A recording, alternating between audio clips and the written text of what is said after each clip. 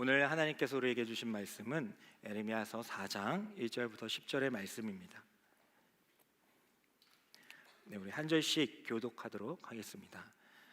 여호와께서 이르시되 이스라엘아 내가 돌아오려거든 내게 돌아오라. 내가 만일 나의 목전에서 가증한 것을 버리고 내가 흔들리지 아니하며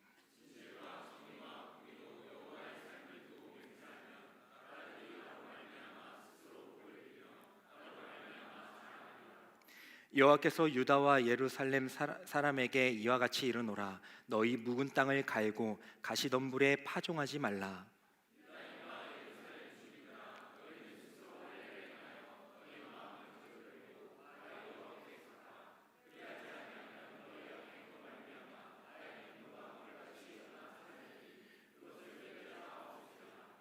너희는 유다에 선포하며 예루살렘에 공포하여 이르기를 이 땅에서 나팔을 불라 하며 또 크게 외쳐 이르기를 너희는 모이라 우리가 견고한 성으로 들어가자 하고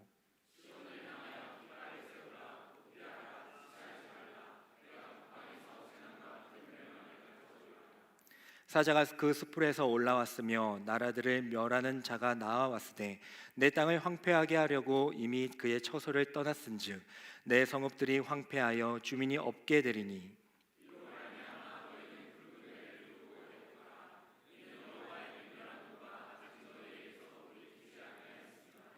여호와의 말씀이니라. 그날의 왕과 지도자들은 낙심할 것이며 제사장들은 놀랄 것이며 선지자들은 깜짝 놀라리라. 내가 이르되 슬프도소이다. 주 여호와여 주께서 진실로 이 백성과 예루살렘을 크게 속이셨나이다. 이르시기를 너에게 평강이 있으리라 하시더니 칼이 생명에 이르렀나이다. 아멘. 이 말씀은 살아계신 하나님의 말씀입니다.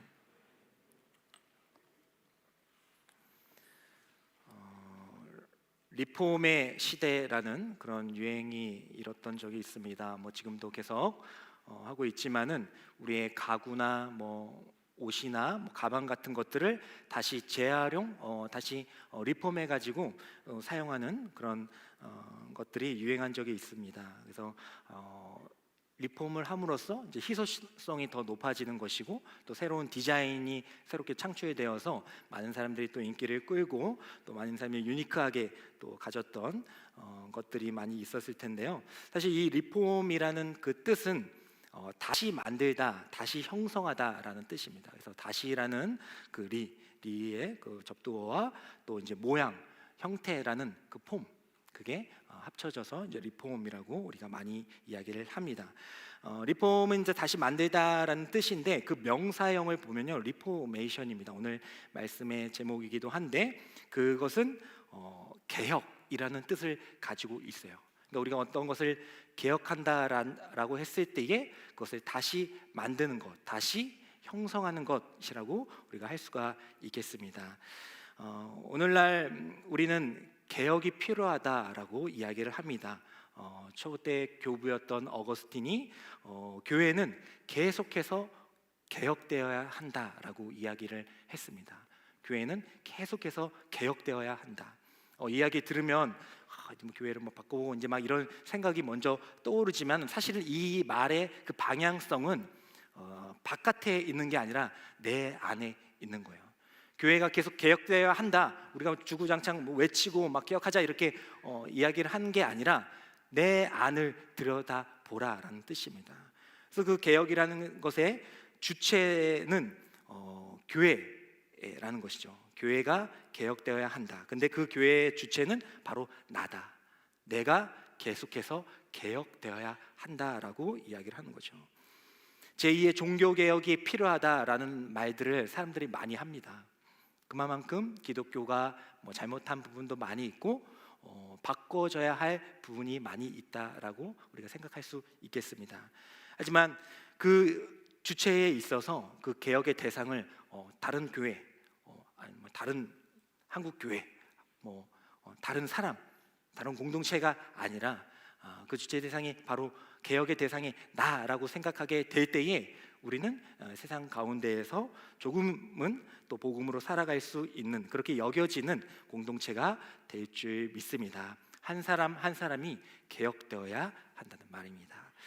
오늘 말씀은 에레미야가 이제 남유다 백성들을 향하여 하나님의 말씀을 전하는 내용입니다. 하나님이 남유다 백성들을 너무나도 사랑했는데 그들은 하나님을 떠나가게 됐죠. 그래서 하나님이 에레미야를 통하여서 이야기를 하고 있는 겁니다. 다시 내게로 돌아오라. 다시 내게로 돌아오라. 이거는 그냥 위치적으로 다시 돌아오라는 이야기가 아니라 다시 너의 삶을 개혁해라. 우상을 쫓고 또 패역한 삶, 하나님을 멀리했던 그 삶을 다시 개혁해서 다시 만들어서 다시 형성해서 나에게로 돌아오라 말씀하시는 하나님의 마음이 담긴 메시지인 줄 믿습니다.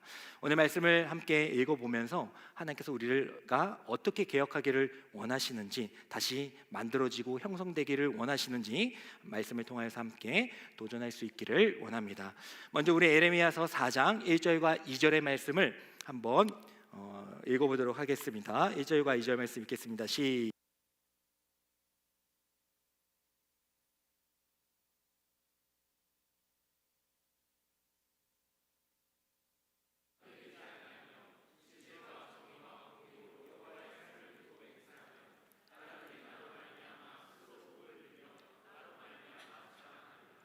아멘. 우리의 삶을 개혁하기 위해서, 하나님께 돌아가기 위해서, 다시 리포메이션 하기 위해서는 먼저 우리가 하나님께서 우리에게 원하시는 것이 무엇인지를 분명히 알아야 합니다. 그 중에 하나가 바로 로드십입니다. 로드십. 하나님께서는 이스라엘 백성들을 다시 돌아오라고 하실 때에 그 돌아오라는 이 단어를 보면 슈브입니다. 슈브.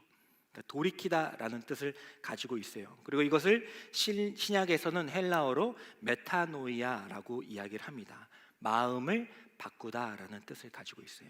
그래서 우리가 하나님께 돌아간다는 것은 다시 예배 안 나오다가 나오고 또 성경 안 읽다가 읽고 이런 정도의 우리 나타나는 모습뿐만 아니라 우리의 마음이 하나님께로 다시 돌아가야 한다는 거예요. 우리의 중심이 하나님께로 돌아가야 한다는 것을 의미합니다.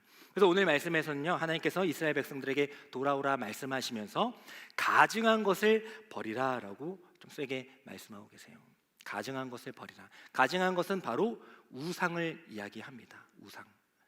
그 당시 남유다의 백성들은 우상을 섬겼어요. 하나님이 세운 백성인데 하나님이 아닌 우상을 섬겼습니다. 근데 그도 그럴 것이 그들에게는 그 우상이 너무나도 필요해 보였기 때문입니다. 그 우상 중에 하나가 바로 바알이라는 우상과 아세라라는 우상이었어요. 근데 그 당시는 이제 농경 사회였기 때문에 농경 사회에서 필요한 건 뭡니까? 비가 필요하겠죠. 그리고 많은 수확이 필요할 것입니다. 근데 이 바알과 아세라 이 신들이 바로 그 비를 관장하는 신이었어요. 그리고 많은 풍요를 관장하는 신들이었습니다. 그러니까 이스라엘 백성들 입장에서는, 유다 백성들 입장에서는 내 현실 가운데에서는 이 바알신과 아세라가 너무 필요한 거죠. 농경사회이기 때문에 내가 인생을 살아가야 하는데 내 현실 가운데에서는 보이지 않는 하나님, 내가 찾지 않으면 나타나지 않는 그 하나님이 아니라 눈앞에 보이는 하나님, 풍요롭게 하는 그 신이 더 하나님으로 다가왔다라는 것입니다. 그래서 이스라엘 백성들은 이제 남유다 백성들입니다. 남유다 백성들은 하나님을 의지하지 않고 보이는 바알 신 그리고 아세라 그 신상을 섬기기로 마음먹게 된 것입니다. 하나님께서는 이스라엘 백성들이 자신에게 돌아오길 원하시면서 그것들을 제거해라. 그것들은 가증한 것이니 그것들을 제거하라 라고 말씀해 주고 있는 것입니다. 너무나도 필요해 보이는 것이기 때문에 우리의 눈과 귀가 그쪽으로 향하게 되어 있고 우리의 마음 또한 쉽게 빼앗겨 버리는 것이 사실입니다. 하지만 그럼에도 불구하고 하나님께서는 그것들을 제거해 버려라. 너희들이 오직 따라야 할 것은 유일한 나 하나님 여호와시다라고 우리에게 말씀해 주고 있는 것입니다. 그래서 우상이라고 하면 우리가 조금 와닿지 않잖아요. 우리가 지금 여러분들이 우상이라는 나무 토막 같은 걸 세워놓고 그러진 않잖아요. 그렇다고 할 때에 우리가 우상을 제거해라, 가증한 것을 제거라는 이 말씀을 오늘 말씀을 좀 쉽게 표현해 보자면 우리의 주인이 누구신지를 확인해라라고 우리가 말씀할 수가 있겠습니다. 그러니까 우리를 지배하는 것이 무엇인가, 나를 움직이는 것이 무엇인가가 우상이 될 수가 있다라는 겁니다. 물론 우리들은 하나님을 따르고 또 하나님이 우리의 중심이 되고 우리 하나님을 순종하며 따라가고 있지만은 잘 생각해 보면 이스라엘 백성들 남유다만 이렇게 어떻게 그럴 수가 있냐, 그러니까 하나님께서 돌아오라 하지 하나님 마음을 왜 이렇게 아프게 하냐라고 하지만 사실 잘 따져보면 우리들 안에 가증한 것들, 우상이 얼마나 많이 있냐는 거죠. 쉽게 얘기해서 나의 주인이 되는 것들, 나의 지배하는 것들, 나의 삶을 앞서가면서 나를 이끄는 것들이 얼마나 많느냐라는 겁니다. 뭐 돈도 될 것이고 명예도 될 것이고 또 때로는 사람이 될 수도 있겠죠. 그것들이 나쁘다라는 것이 아니라 그것도 잘 유용하고 우리가 잘 함께 지내야 되는 것이긴 하지만 그것들이 우리의 주인이 돼버릴 때가 얼마나 많냐는 거예요. 하나님께서 우리를 부르셔서 택하셨다고 예레미야를 부르시고 택하시고 세우셨다라고 지난주에 배우지 않았습니까? 동일하게 우리도 하나님께서 모태에서부터 택하시고 부르시고 또 세우신 것 아닙니까? 근데 그런 하나님의 백성들이 하나님을 따르지 않고 이 세상의 우상들, 그것들을 우리가 얼마나 많이 쫓아가며 살아가고 있냐라는 것입니다. 결코 쉽지 않은 신앙생활입니다. 왜냐하면 바알신과 아세라 상처럼 돈은 너무나도 쉽게 우리에게 힘을 보여주잖아요. 하나님 보이지 않을 때가 너무 나타나지 않을 때가 많이 있잖아요. 하나님을 찾지 않으면 우리 삶 가운데 나타나지 않을 때가 너무 많잖아요. 근데 돈은 너무나도 쉽게 우리한테 다가오지 않습니까? 그러다 보면 처음에는 내가 돈을 사용하지만 나중에는 돈의 지배를 당해서 우리가 돈이 이끌어가는 대로 우리가 따라갈 때가 얼마나 많느냐는 거예요. 목회자로서 사실 이 부분이 사실 상당히 어렵습니다. 저도 뭐 이렇게 부유하게 자라지 않고 뭐 말씀드렸다시피 되게 좀 가난한 측에 속해서 자랐기 때문에 그런 게 있지 않겠어요? 돈을 더 소유하고 싶고 더 저장하고 싶고 안정된 삶을 추구하고 싶은 마음이 목회자인 저에게도 지금도 여전히 왕성하게 움직입니다. 하지만 그럴 때마다 하나님의 말씀으로 또 기도로 또 예배 드릴 때에 내 마음을 다잡는 노력을 합니다. 애를 씁니다. 그렇게 한다고 해서 목사가 되었다고 해서 그런 게 사라지는 게 아니라 지금도 돈 좋아요. 돈 주세요. 주세요 달라는 거 아니고 돈 저 참 좋아합니다. 돈 좋아요. 근데 제가 어떨 때는 뭐 돈이 좀 이렇게 들어올 때가 있지 않겠어요? 근데 그때에 이 돈을 가지고 내가 어디에 사용하느냐에 따라서 사실 제 마음이 좀 달라지더라고요. 돈을 싫어할 수는 없어요. 저도 돈은 여전히 좋아하지만은 이 돈을 내가 가지게 되었을 때에 이 돈의 흐름과 그 방향을 어디에 두느냐에 따라서 이 돈에 대한 내 마음이 정리가 되고 조절이 되더랍니다. 그래서 사실 뭐 저도 갖고 싶은 게 많이 있겠죠. 많이 있겠죠. 뭐 차도 사고 싶고 뭐 불가능하지만 집도 사고 싶고 가깝게는 뭐 옷도 사고 싶고 막 여러 가지를 다 사고 싶은데 한정돼 있잖아요. 한정돼 있잖아요. 그렇다 할 때 돈이 어쩔 때 들어올 때 그것들을 사고 싶은 마음이 이만큼 커져요. 막 돈이 들어왔으니까. 저는 용돈이 그렇게 많지는 않지만 오픈할까요? 제가 쓸 수 있는 돈, 순수하게 쓸 수 있는 돈은 한 15만 원 정도 되는 것 같아요. 부러워요? 순수하게 쓸 수 있는 돈. 물론 이제 아내가 더 많이 주는데 뭐 이거 띄고 뭐 하고 뭐 머리 뭐 하고 머리는 해야 되고 하니까 정말 내 마음대로 막 뭐 내가 뭐 커피를 마시든 뭐 아이패드를 모아서 사든 할 수 있는 돈 한 15만 원 정도 됩니다. 근데 저는 행복해요. 행복해요. 왜냐면 그 돈을 가지고 제가 뭐 대단한 걸 사려고 하면 막 진짜 몇 개월 동안 모아야 되고 차는 뭐 몇십 년을 모아야겠죠. 하지만 그 돈 그거 가지고 정말 하나님이 원하시는 데에 사용하면요 순식간에 사라지긴 해요. 한번 뭐 하면 사라지긴 합니다. 하지만 그 마음 가운데 그 돈에 대한 내 마음은 제가 확실히 잡을 수가 있더라는 것이죠. 여러분들 돈뿐만 아닙니다. 뭐 어떤 명예가 됐든 권력이 됐든 직장이 됐든 사람이 되었든 그것들에 대한 여러분들의 그 마음, 그것들을 내게 주셨으니까 내가 마음대로 해야지가 아니라 그것들을 나에게 허락해 주셨는데 내가 이것을 어느 방향으로 어떻게 사용할 것인가, 그것을 정하게 될 때에 그 지배로부터 벗어나게 될 줄 믿습니다. 여러분들의 생각하는 그 우상은 무엇입니까? 그것으로부터 벗어나기 위해서 여러분들은 어떤 노력을 하고 계십니까? 오늘 말씀은 우상을 제거하라라는 뜻을 하나님께서 우리에게 알려주셨습니다. 근데 그 우상을 제거함에 있어서 필요한 것이 아까 주제로 말씀드렸던 바로 로드십이라는 거죠. 로드십이라는 것은 하나님의 주권을 인정하고 순종하는 삶을 이야기를 합니다.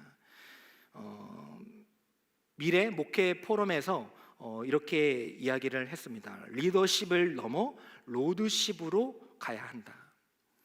리더십, 세상이 원하는 건 리더십 아니에요? 리더십이 앞서가면서 잘 이끌어내는 것, 여러 가지 방법이 있겠지만 앞서가면서 이끌어가는 것을 이 세상은 원해요, 그죠? 그래서 사실 실제로 그렇게 리더십이 있으면 정말 최고가 되고 잘 나갈 수가 있습니다. 하지만 성도는 그 리더십보다, 그게 필요 없다는 게 아니라 그 리더십보다 더 중요한 게 있으니 바로 이 로드십이라는 겁니다.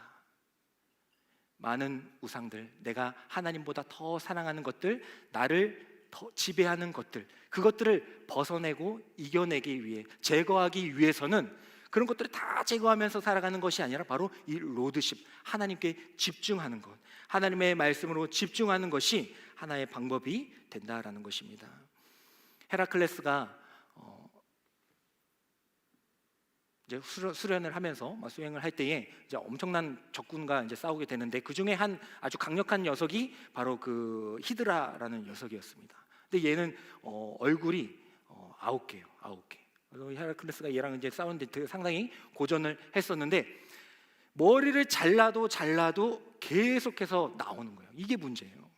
이게 문제입니다. 머리를 자르는데 칼이 이제 대단한 힘도 세니까 머리를 확 잘라냈어요. 그러면 8개 남고 그래야 되는데 머리를 딱 잘랐는데 그 머리가 다시 나오는 거예요. 잘라도 그것이 계속 나오더라는 겁니다. 그래서 이제 우리가 관용어로 이제 히드라 헤디드라고 합니다. 헤디드. 그러니까 그 히드라의 머리. 그러니까 우리가 계속해서 도전하고 노력하지만 해결되지 않는 것을 바로 히드라 헤디드라고 합니다. 우상도 이와 같다라는 것이죠. 우리가 그냥 우리 힘으로 하나님을 믿는다? 이건 불가능하다라는 것입니다. 바로 로드십, 하나님의 힘이 필요하다라는 것이죠. 오늘 말씀을 보면요, 이스라엘 백성들은 스스로 해결하려고 했던 그런 본문들이 나와요. 물론 오늘의 본문은 아니지만 우리가 앞에 읽었던 본문 가운데, 큐티했던 본문 가운데 에레미야서 2장 13절을 보면요, 이스라엘 백성들이 하나님을 의지하지 않고 스스로가 우상이 되어서 어떻게 하려고 했는지 그것이 나옵니다. 우리 에레미야서 2장 13절의 말씀을 한번 읽겠습니다. 시작. 내 백성이 2가지 악을 행하였나니 곧 그들이 생수의 근원되는 나를 버린 것, 웅덩이를 판 것인데 그것은 그 물을 가두지 못할 터진 웅덩이들이니라. 아멘.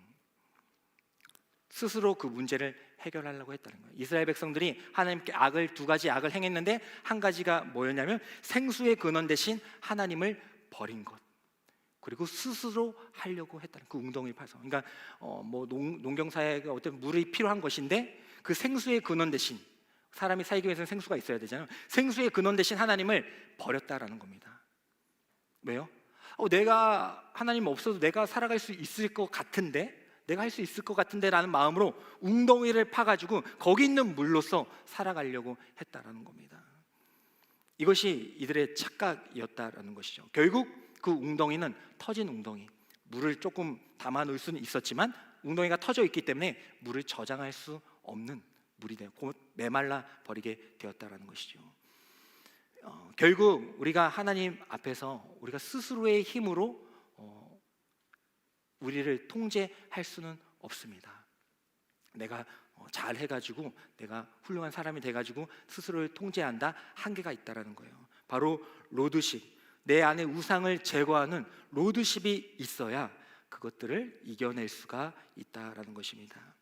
리더십은 세상 가운데 흔들릴 수 있어요. 환경과 여건이 조금만 바뀌어도 리더십은 흔들립니다. 여러분들 목자도 있고 마을 목자님도 계시고 또 회사에 팀장님도 계시고 여러 직무가 있겠지만은 리더십은요 순식간에 흔들려요. 환경과 여건이 조금만 달라지면요 순식간에 흔들립니다. 하지만 로드십은 세상과 여건에 흔들리지 않고 붙잡을 수가 있다라는 것입니다.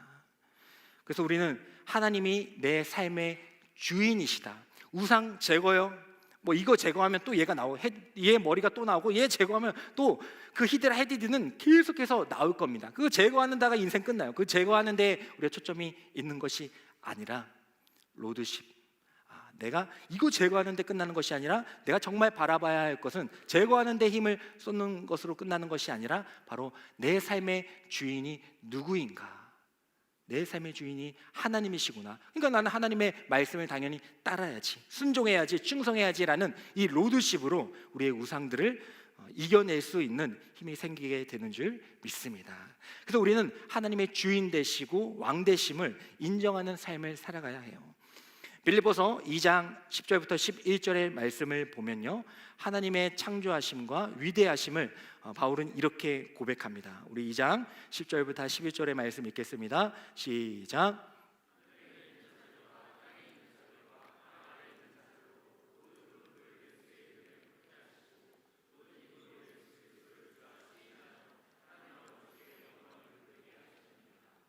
아멘.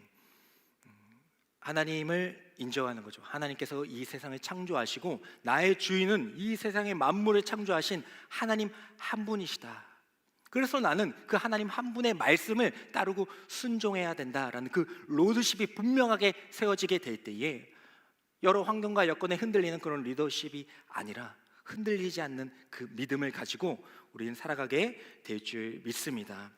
시편 16편 6, 8절의 말씀을 보면 다윗은 이렇게 얘기를 합니다. 분명한 로드십을 가진 다윗은 이렇게 고백할 수가 있는 거예요. 읽겠습니다. 시작. 내가 여호와를 항상 내 앞에 모심이요 그가 나의 오른쪽에 계심으로 내가 흔들리지 아니하리로다. 아멘. 다른 것들을 바라보는 것이 아니라 내 앞에 계신 그 하나님, 그 하나님을 인정하고 그 말씀을 순종하는 그 로드십이 분명하게 세워지게 될 때에 그 리더십보다 더 위대한 일들을 하나님께서는 맡기시고 해내게 하실 것이라는 것입니다.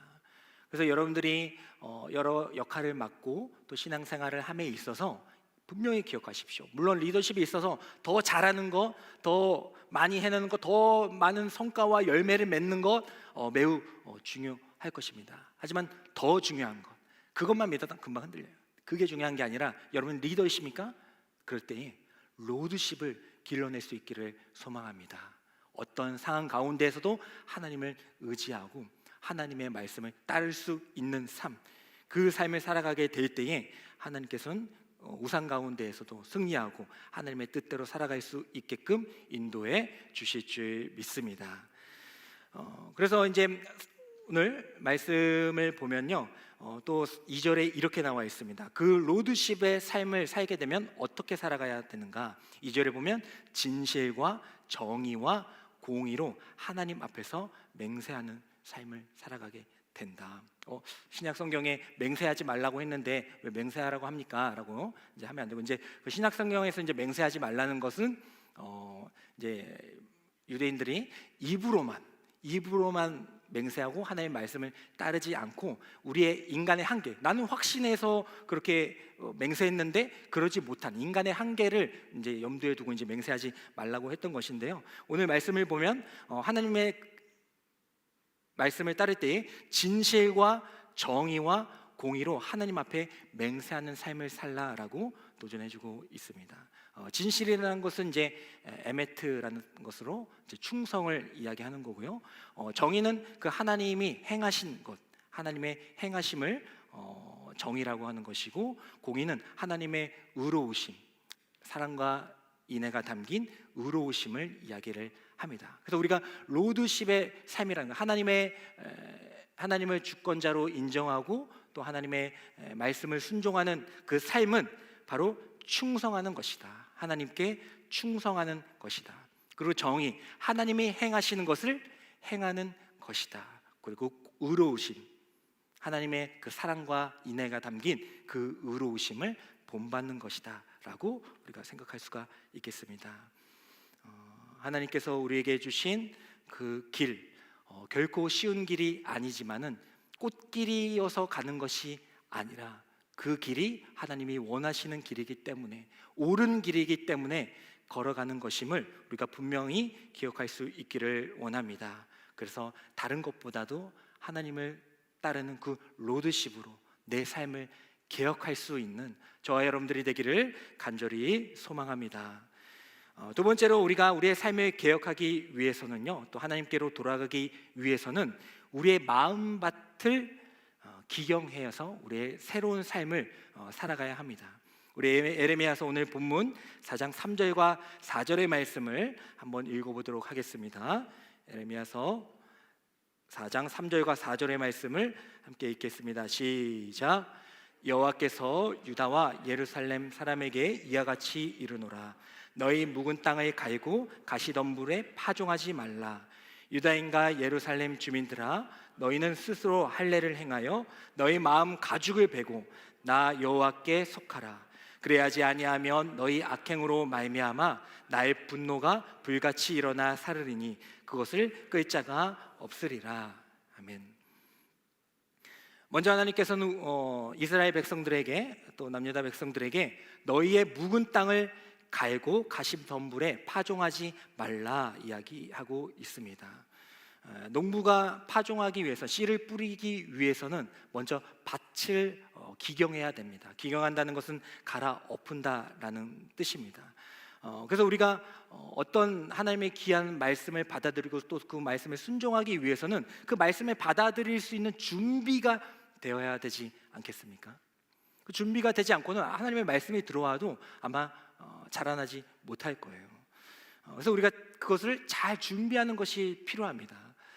제가 이제 결혼한 다음에 이제 설거지를 많이 하게 됐어요. 이제 분업해가지고 설거지를 많이 하게 됐습니다. 물론 이제 아내가 더 많이 하긴 하지만 저도 이제 하게 됐습니다. 이제 그때에 이제 설거지를 할 때에 이제 밥을 먹고 이제 바로 하면 좋은데 우리가 그냥 싱크대에 그냥 던져놓을 때가 있죠? 저만 그런 거예요? 던져놓을 때 이제 바로 하면 좋은데 있잖아요. 근데 그러다가 이제 싱크대에 이제 던져놓고 한참 뒤에 이제 제가 이제 하게 되는데 그때 밥풀이 잘 안 닦이는 거예요.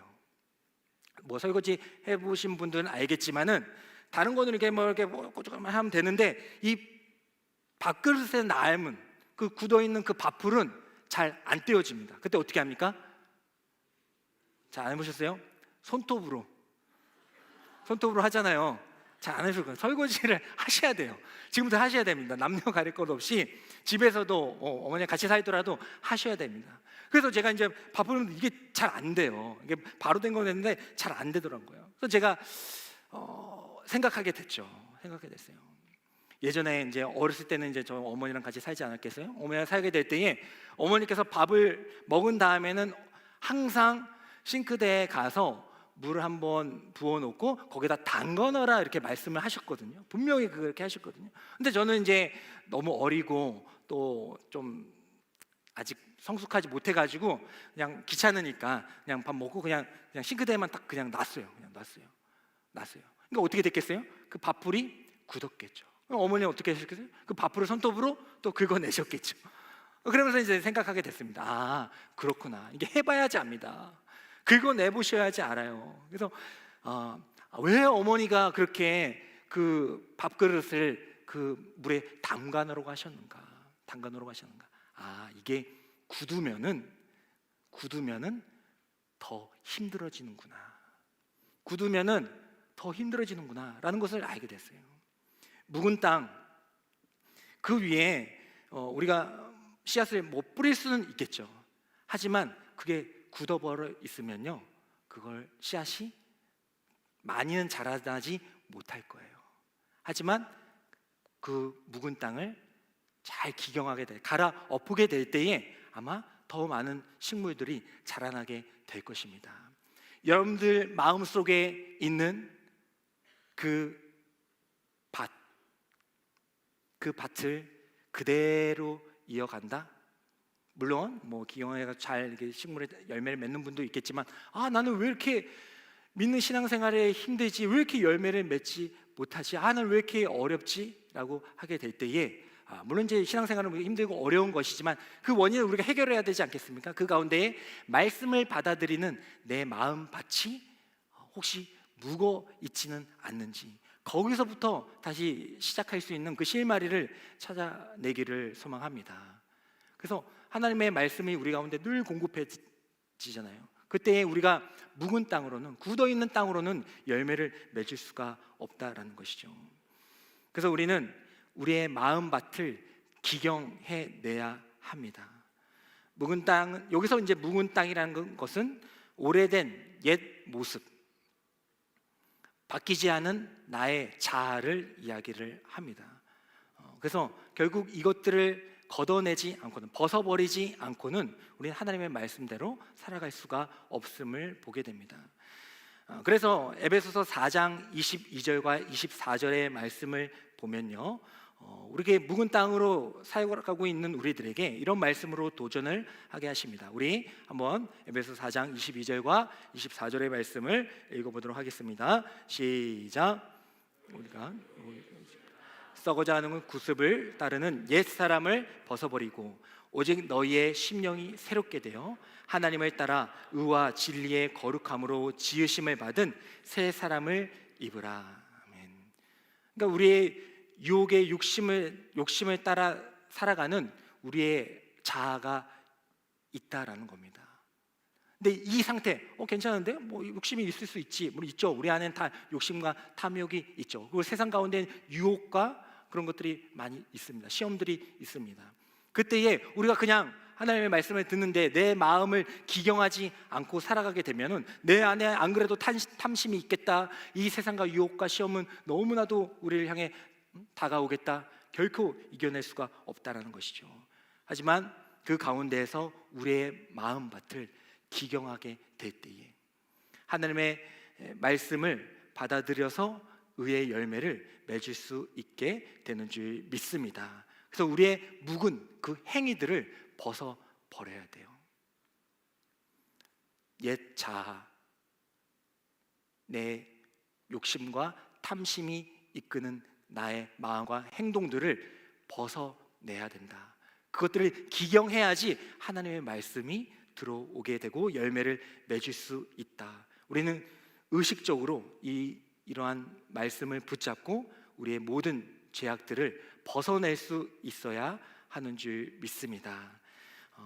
우리의 옛 모습과 우상 숭배의 모습은 쉽게 끊어지지가 아니합니다. 하지만 우리는 의식적으로 그 모든 것들을 탈피할 수가 있어야 한다라는 것이죠. 오늘 말씀을 보면 제목이 리포메이션이지만 거기다 앞에 R을 대문자로 바꾸면 이제 종교 개혁이라는 이제 고유 명사가 됩니다. 물론 이제 더가 붙어야 되지만 이제 종교 개혁이 이제 바로 우리의 삶을 바꿔낼 수 있는 하나의 모토가 될 수 있다라는 것이죠. 종교 개혁이 어떻게 시작됐습니까? 이제 루터가 가톨릭이라는 그런 교회, 또 교황에 이제 반박하면서 이제 종교 개혁이 일어난 것 아닙니까?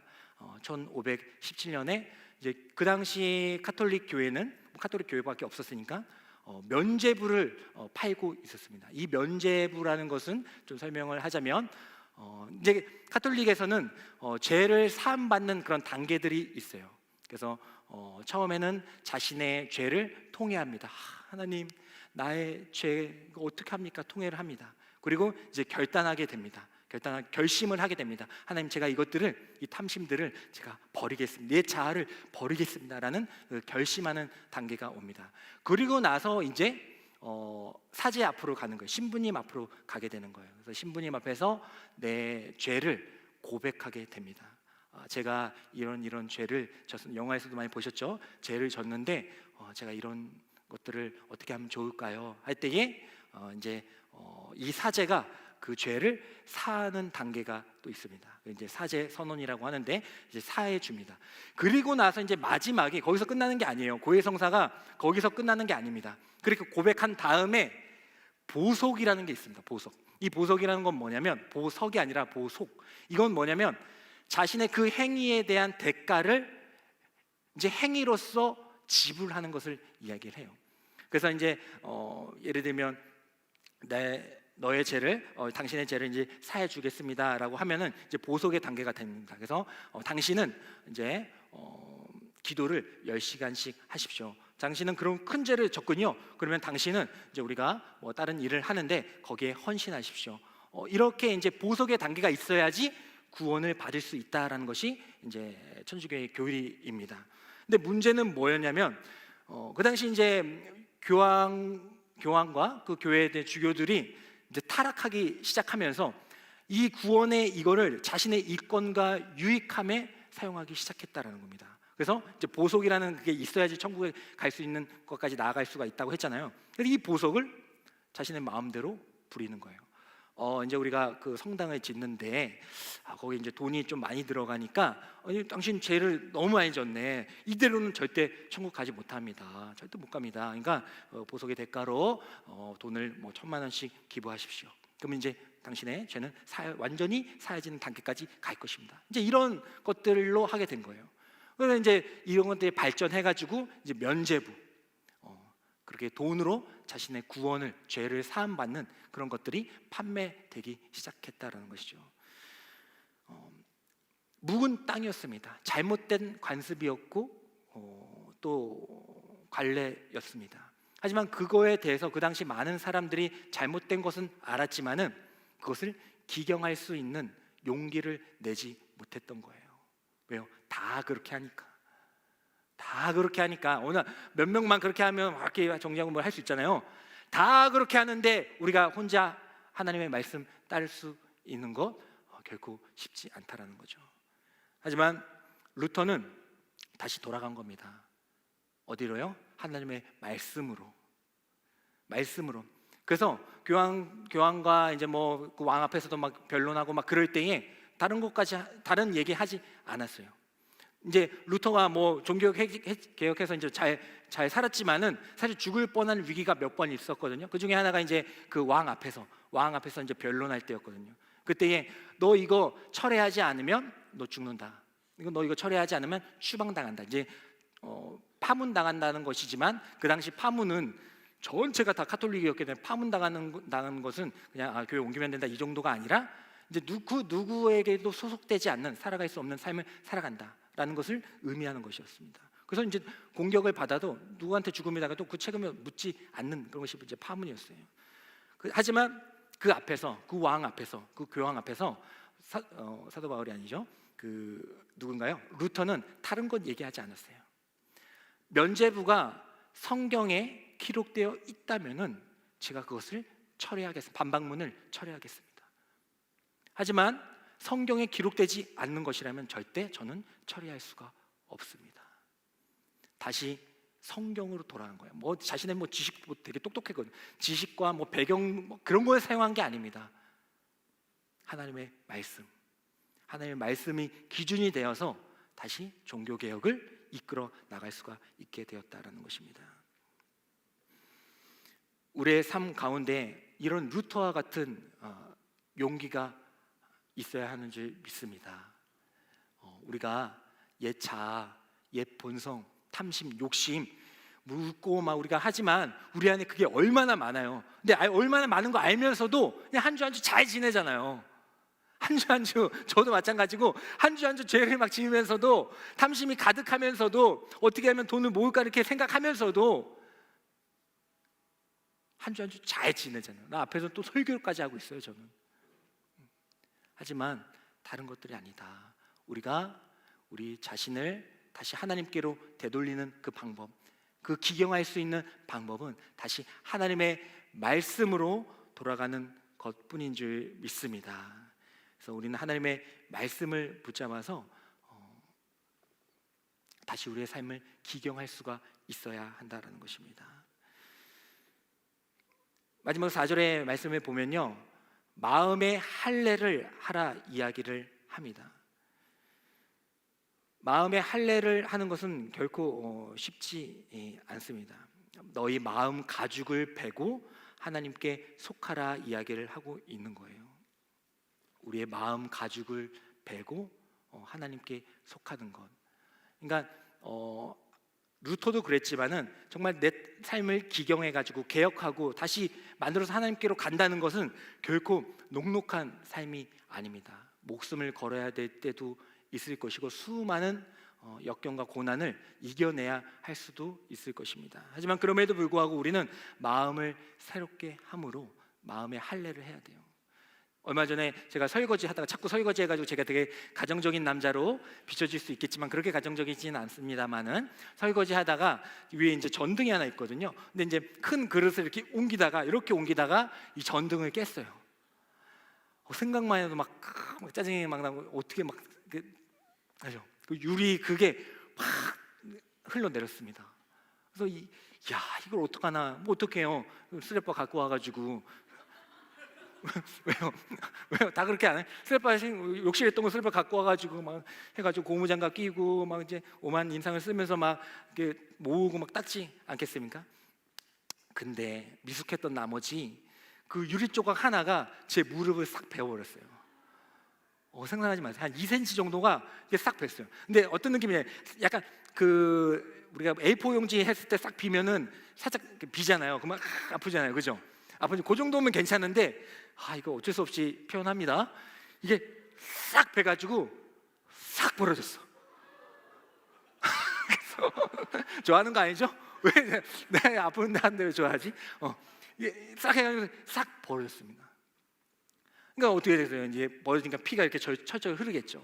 철철 흐르겠죠. 근데 막 그 아내랑 그 아기들이 알면 또 얼마나 또 걱정합니까? 그러니까 또 가장으로서 조용하게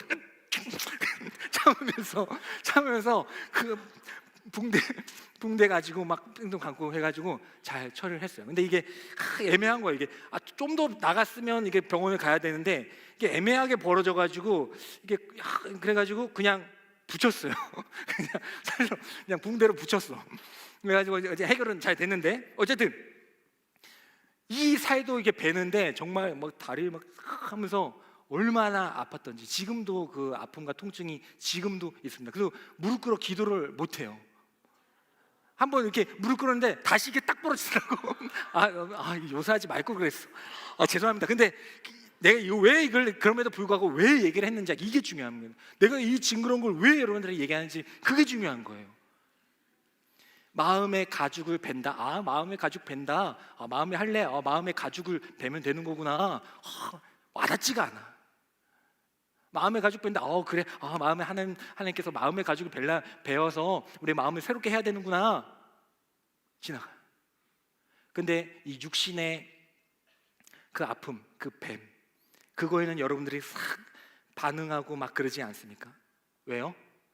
여러분들도 그런 적이 있기 때문에, 그 고통을 알기 때문에 도전하기를 원합니다. 저도 마찬가지예요. 마음의 할례는 우리의 마음의 가죽을 베는 거예요. 사마귀 하나 베는 것도 없애는 것도 얼마나 아프고 힘든지 아시죠? 근데 우리 마음의 가죽을 베는 건 그거와 비교할 수 없어야 맞는 건 아니에요. 마음이 더 중요하다면, 마음이 우리의 뭔가 마음의 중심이 더 중요하다면 그 마음 가죽을 베는 건 더 아파야 하고 더 힘들어하는 게 맞지 않습니까? 근데 우리가 마음의 할례 하자 그러면 좋은 말씀 딱 하고 넘어갈 때가 저부터도 너무 많다는 거죠. 오늘 이 말씀을 우리에게 주신 것은 뭐 우리가 대단히 벗어나서 그런 거 아니에요. 하나님이 우리에게 돌아오라고 하시잖아요. 우리가 다 여러분들 돌아와서 이렇게 교회에서 예배 드리는 거 아닙니까? 우리가 대단히 벗어나서 하나님께서 우리에게 돌아오라고 하시는 게 아닙니다. 그러면 교회 안 나오는 청년들에만 하신 말씀이냐? 그거 아니에요. 마음 가운데 아직도 탐심과 욕심이 있고 아직도 하나님이 아닌 우상을 섬기고 하나님이 아닌 것을 주인 삼고 있는 우리들에게 주시는 하나님의 말씀인 줄 믿습니다.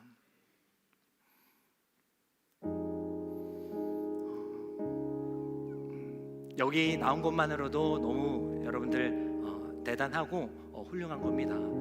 젊은 청년들 갈 때 얼마나 많이 있어요. 얼마나 재밌는 거 많이 있어요. 금토일 해가지고 2박 3일 여행 가고 그러면 얼마나 있습니까? 친구들 만나서 놀 수도 있잖아요. 하지만 그럼에도 불구하고 여러분들은 하나님 사모하는 마음으로 이 지금 이곳에 모여 있는 것 대단합니다.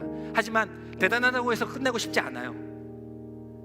여기에 왔다고 해서 그걸로 칭찬하고 끝나고 싶지 않습니다. 왜냐면요, 여러분들은 에레미야니까. 그냥 흘러가는 성경 중에 한 인물이면 괜찮아요. 백성 중에 한 명이면 괜찮아요. 하지만 여러분들은 예레미야 아닙니까? 하나님이 택하시고 부르시고 세우신 분들 아닙니까? 몰랐더라면 괜찮지만 이제 알게 되었으니까, 알게 되었다면 이제 하나님이 원하시는 대로 살아가야 하는 것 아니겠습니까? 그때에 이대로는 안 됩니다. 물론 잘하고 계시는 분도 있지만 저를 비롯해서 이대로는 안 돼요. 오늘 이 말씀을 준비하면서 돌아오라 돌아오라 멀리 계신 그런 다른 청년들이 돌아오는 게 아니라 우리 마음속에 있는 우상들을 제거하라고 하시는 하나님의 메시지인 줄 믿습니다. 우리의 마음밭을 하나님의 말씀을 그대로 받아들이고 자라나게 할 수 있는 그 말씀 기경하라고 하시는 그 사랑의 메시지를 매일같이 뿌려주시는 하나님의 마음이 담긴 메시지인 줄 믿습니다. 우리 청년들 다 할 수 있습니다. 우리 다 같이 일어나셔서 하나님께서 우리에게 원하시는 것, 그 로드십을 회복하며 주님께 나아가겠습니다. 하나님의 말씀을 받아들일 수 있는 내 마음밭을 기경하며 살아갈 수 있는 제가 되겠습니다. 세상 가운데서 다시 돌아가겠습니다라고 우리 주님을 찾으며 우리 고백하며 나아가는 시간 갖기를 소망합니다.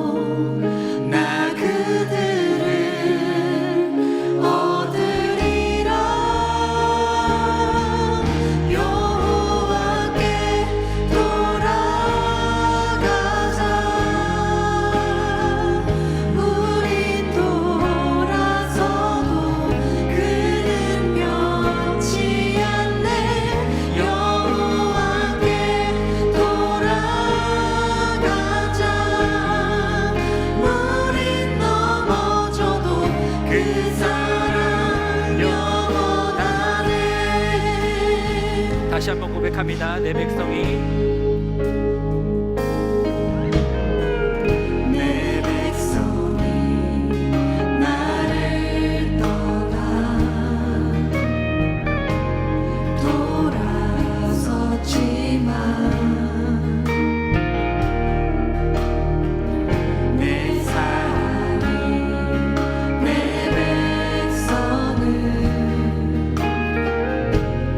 포기 못하니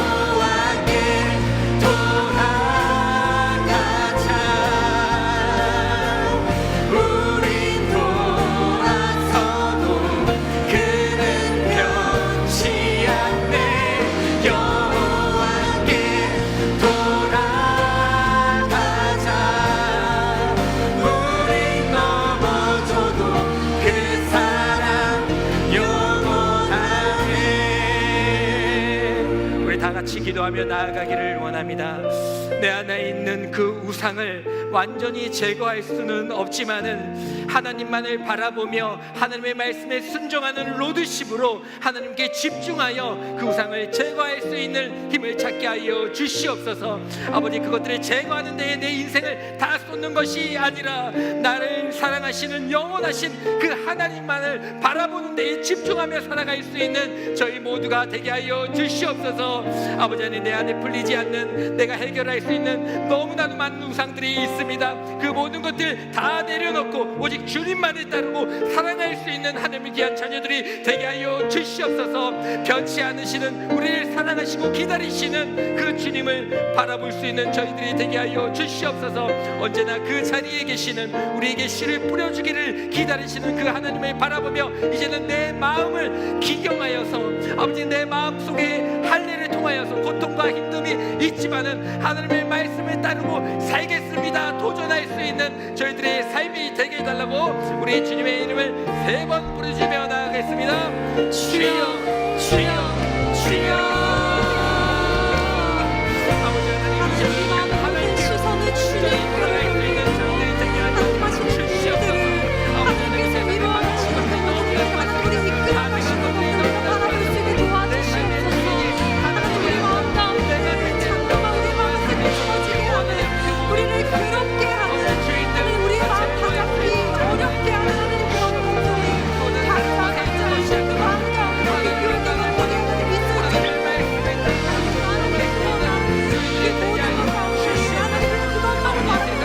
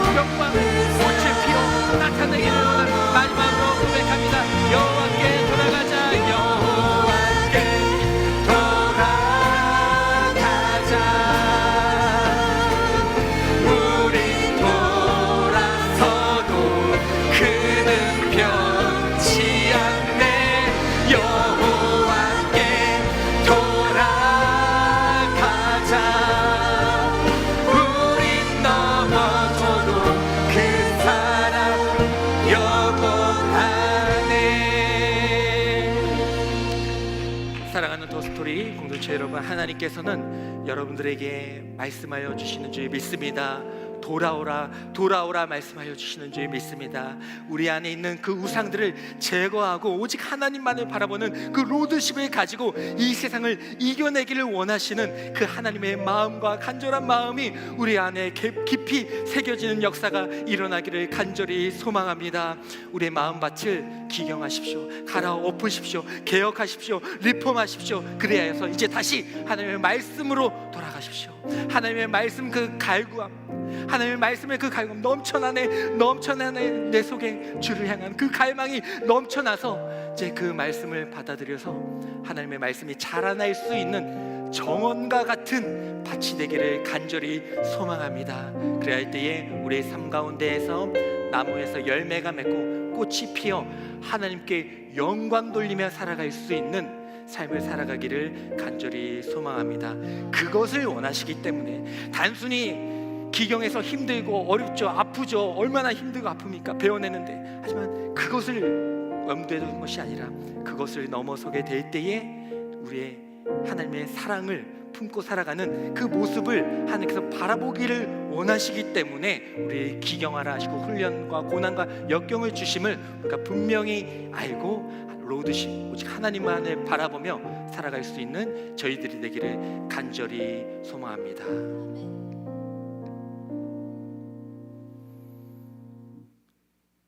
지금은 우리에게 늘 씨앗을 뿌려주시며 끊임없이 기다려주시는 예수 그리스도의 은혜와 여전히 돌아서고 넘어지지만은 끝까지 기다리시며 하나님의 영광의 꽃과 열매 맺기를 원하시는 하나님 아버지의 사랑과 내 힘으로 안 됩니다. 부족합니다. 성령 하나님 도와주시옵소서 간청할 때에 성령의 역사하심으로 새 사람을 입게 하시는 성령 하나님의 감화교통하심이 이 자리에서 예배드리고 있는 모든 성도들의 머리 위에 그들의 삶 위에 어디든가 하나님을 찾고 있는 하나님의 귀한 청년들 위에 지금부터 영원까지 함께하여 주시기를 간절히 축원하옵나이다.